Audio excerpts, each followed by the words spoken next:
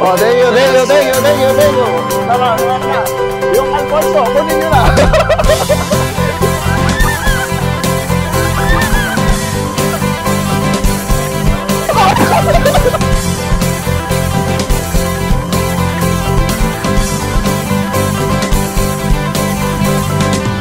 Hi, babe. Do you remember the very first day that we met? Sabi ko sa sarili ko, ang gwapo naman ito. Nauna lang yun.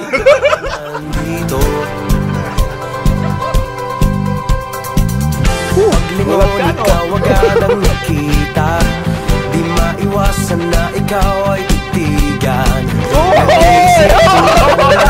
Yung ano nga.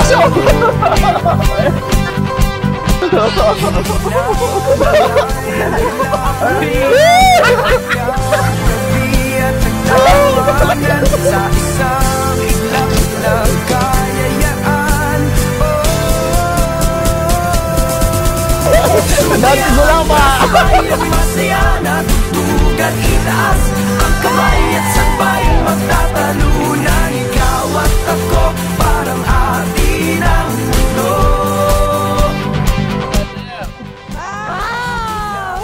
Wow. Oo nga, iPhone.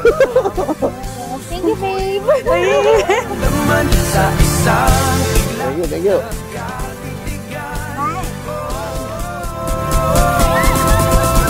sumayaw kasabay ang masaya na tutugan itaas ang kamay at sabay magtatalunan. Ikaw at ako parang atin ang mundo. Atin ang mundo.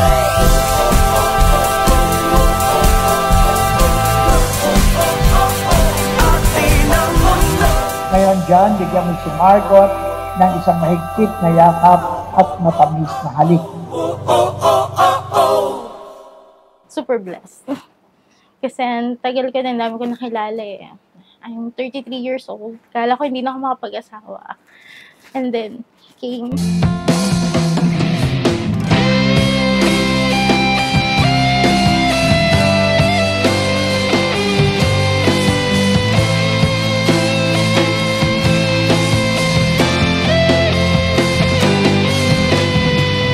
My wife, first of all, gusto kong pasalamatan si Lord na itinadhana ka sa akin. Siyempre, at sa'yo, na walang sawang nagsusupport na sa pagmamahal at pangunawa. Sobrang thank you. Salamat, babe, sa unconditional love. Pati na rin sa pagmamahal mo sa pamilya ko. There's no one else I want to build a life with. Ikaw at ikaw lang ang gusto ko. Pag di ka nakikita, ang puso ko'y nangihina, na para bang pag wala ka'y wala na rin saysay ang buhay kong ito.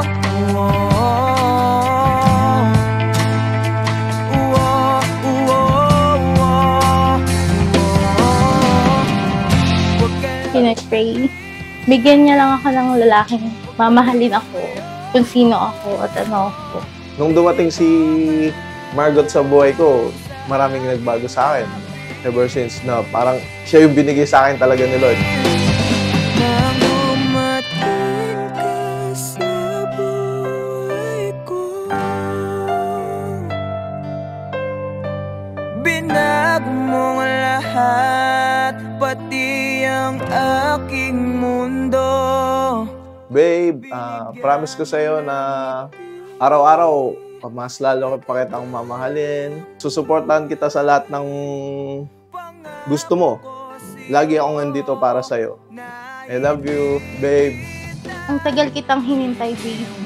Marami tayong pinagdaanan at nakilala bago tayo pinagtagpo ni Lord. Pero worth it naman because we're both matured enough to handle things and situations.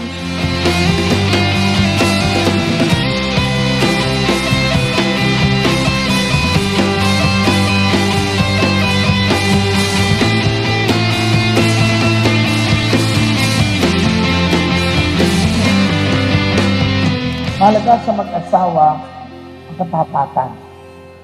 salita, isip, at gawa. Always be faithful to one another.